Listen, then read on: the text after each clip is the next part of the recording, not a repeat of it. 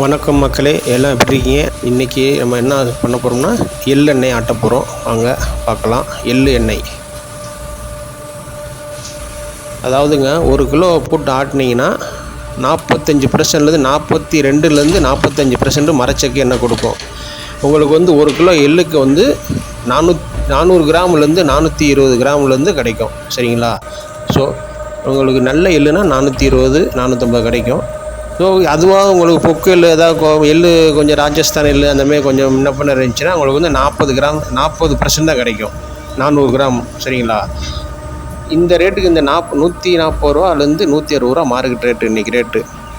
அப்படிங்கும்போது உங்களுக்கு 250 ரூபாய்க்கு 300 எண்ணெய் கொடுக்க சாத்தியமே இல்லைங்க. இதெல்லாம் மக்களுக்கு நாங்கள் என்ன சொல்கிறோம்னா, நேராக போய் கண்ணு முன்னாடி விதையை வாங்கிட்டு போங்க, இருந்து ஆட்டிட்டு போங்க. அப்போ தான் உங்களுக்கு தெரியும் இந்த எண்ணெயோட ரேட்டு. சிலவங்க 200 ரூபாய்க்கு 300 கொடுக்க எண்ணெயே கிடையாதுங்க. மக்களுக்கு ஆரம்பத்தில் தான் சொல்லிக்கிட்டு நேராக இருந்து ஒரு மாதத்தில் ஒரு நாள் கூட தேவையில்லைங்க. ஒரு மாதத்துக்கு 2 ஹவர்ஸ் ஒதுக்குங்க.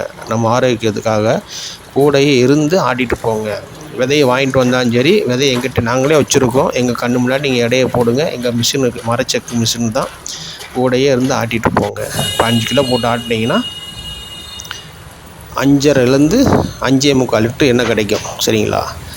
கடலைப்பருப்பு எள்ளும் 2 சேம் கண்டிஷன் தான் 2 ஆகும். ஸோ உங்களுக்கு தேங்காய் பருப்பு மட்டும் உங்களுக்கு 50% கிடைக்க சான்ஸ் இருக்குது. நல்ல முத்தின பருப்பு இருந்துச்சுன்னா, கொப்பரை தேங்காய் சொல்லுவோம் நாங்கள். கொப்பரை தேங்காய் உங்களுக்கு 50% கிடைக்கும். நீங்கள் இருந்தால் கண்ணு முன்னாடி இருந்து ஆட்டிட்டு போகலாம் நீங்கள். சரிங்களா? சின்னது.